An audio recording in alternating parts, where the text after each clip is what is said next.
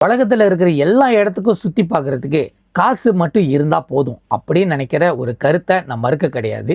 ஆனால் ஒரு கோவிலுக்கு போகிறதா இருந்தால் அந்த சாமியோட அலைவரிசைக்கு சம்மந்தப்பட்ட எண்ணமும் சிந்தனையும் செயலும் இருந்தால் மட்டும்தான் நம்ம போகிற நேரத்தில் அங்கே தெய்வம் இருக்கும், கோவில் திறந்துருக்கும். நம்மளுக்கு அந்த வலியுறுத்தி அந்த கோவிலுக்குள்ளே உள்ளே அழைச்சிட்டு போகிற அளவுக்கு நம்மளுக்கு ஒரு தருணமே ஏற்படும். ஏன்னா கோவிலுக்கு போகிறது ஒரு ஷாப்பிங் காம்ப்ளெக்ஸ் போகிறது மாதிரி ஒரு ஃபீலிங் கிடையாது. நினச்சா காடியை போட்டுட்டு முன்னு கதவுலையோ பின்னாடி கதவுலையோ இல்லை 3 மணிக்கோ 5 மணிக்கோ எப்படி வேணால் போகிறது கிடையாது. கோவிலுக்குன்னு தனியாக ஒரு ஃபார்மேட் இருக்குது. அந்த ஃபார்மேட்டுக்கு ஏற்ற மாதிரி நம்ம அதுக்கு ரெடி ஆகிட்டோமா, அந்த பயணத்தில் தான் இருக்குமா, சாமி அந்த நேரத்தில் பார்க்க முடியும் சொன்னால் நம்ம ஏர்லி ப்ரிப்பரேஷனாக ஒரு நாளைக்கு முன்னாடி கூட சில பேர் வேண்டுதலே வைப்பாங்க.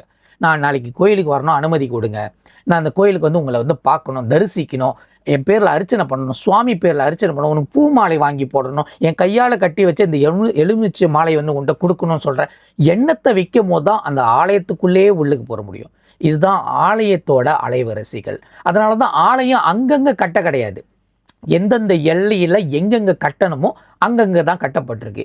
இஷ்டத்துக்கு இந்த ஆர்என்ஆர்லேயோ இல்லை எண்ணெய் கடை பக்கத்துலேயோ அல்லது சாப்பாடு கடை பக்கத்துலேயோ இல்லை ஷாப்பிங் காம்ப்ளெக்ஸ்குள்ளேயோ நம்ம ஆலயத்தை வச்சு வழிபடவே கிடையாது. நல்லா பார்த்தா நம்மளுக்கு தெரியும். ஆனால் நம்ம என்ன கருத்தில் வைக்கிறோன்னா எங்கே பார்த்தாலும் கோயில் கட்டிக்கிறாங்க அப்படின்னு நினச்சிக்கிறாங்க. இது சில பேர் புதுசாக அவங்களுக்குன்னு தனியாக ஒரு கோவில் வேணும்னு சொல்லிட்டு அந்த விஷயத்தை ஏற்படுத்திக்கிறாங்க. ஆனால் காலங்காலமாக தொண்டு தொட்டு இந்த மக்கள், தமிழ் மக்கள் தமிழ்நாட்டிலேருந்து புறப்பட்டு வரும்போது அவங்களோட தாய் மண்ணை அவங்க பெண்மணி, அந்த வீட்டோட பெண்மணியோட சேலை மடிப்பில் கட்டி வச்சுருப்பாங்க.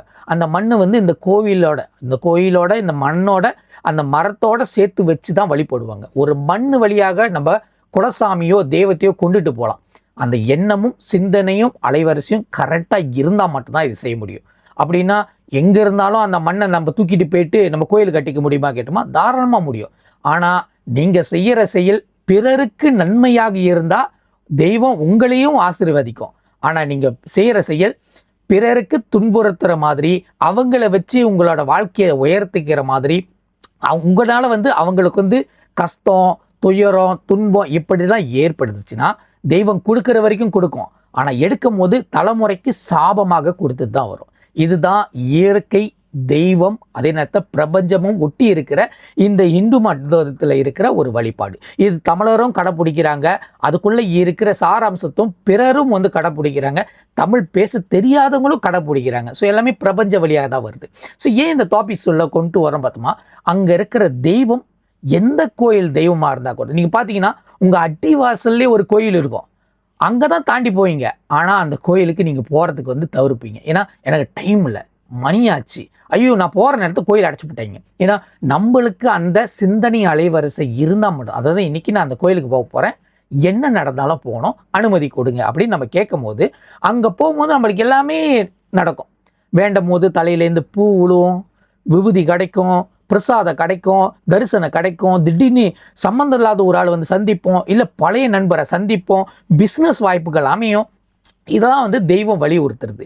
பலவிதமான நல்ல காரியங்கள், வேலை வாய்ப்பு, திருமண வாய்ப்பு, குழந்தை பாக்கியெல்லாம் கோவிலில் தான் நடைபெற்றிருக்கு. ஸோ இந்தமாரி அதிசயங்கள்லாம் கோவிலுக்குள்ளே அடங்கிறது. அது எல்லா இடத்துலையும் கிடையாது. இப்போ நீங்கள் ஒரு ஊருக்கு போகிறீங்க, சாதாரணமாக நீங்கள் பாருங்களேன், நீங்கள் ஒரு ஊரை விட்டுட்டு ஒரு ஊருக்குள்ளே போகிறீங்க, அங்கே எங்கே கோவில் இருக்குதுன்னு நம்ம தேடுவோம். கோயில் பார்த்தா சாதாரண கோயிலாக இருக்கும், இல்லை பெரிய கோயிலாக இருக்கும்.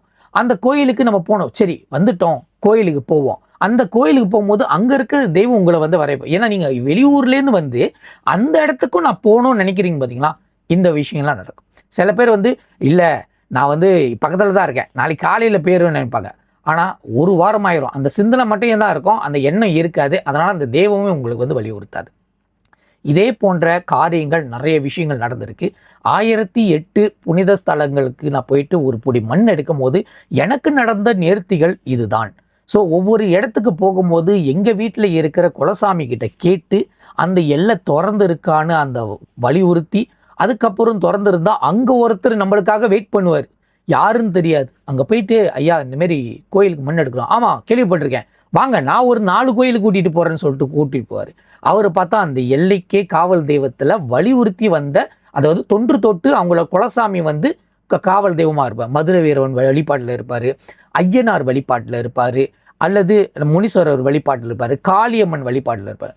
எனக்கு இது வரைக்கும் 1008 கோயில் கடந்த 14 மாதத்துக்கு மண்ணெடுக்கு உதவி செஞ்ச அனைத்து மக்கள் எல்லாருமே அவங்கள்ட்ட விசாரிக்கும் போது அவங்களோட குலசாமி அனைவரும் காவல் தெய்வமாக தான் இருந்தாங்க. ஸோ இது பார்க்கும்போது ரொம்ப வியப்பாக இருந்துச்சு.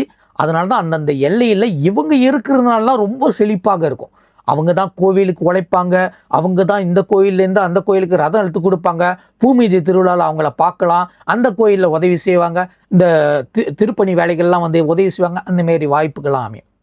அதனால் காசு இருந்தால் எல்லா இடத்துக்கும் போகிறது வாஸ்தவமான உண்மை. ஆனால் சில இடத்துக்கு எண்ணமும் சிந்தனையும் இருந்தால் மட்டும்தான் அங்கே இருக்கிற தெய்வத்தோட அனுகிரகமே நம்மளுக்கு கிடைக்கும், அந்த கோவிலுக்கு போக முடியும். ஸோ பக்கத்தில் இருக்கிற கோவிலில் ஒரு 5-6 கோவில் இருக்கும். அந்த கோவிலில் உங்களுக்கு உகந்த கோயிலாக இருந்துச்சுன்னா உங்களோட பணிவிடைகள் அந்த கோயிலில் செய்யுங்க. டெஃபினெட்லி அந்த எல்லையில் இருக்கிற சாமி உங்களை ஆதரிப்பாங்க. நல்லா பார்த்தீங்கன்னா உங்களை சுற்றி இருக்கிற தெய்வம், உங்கள் சுற்றி இருக்கிற நிகழ்வுனால தான் நீங்கள் வாழ்க்கையில் படிப்படியாக முன்னேறி வர்றதுக்கு உண்டான ஒரு விஷயங்களாக அமைஞ்சிருக்கும். நன்றி.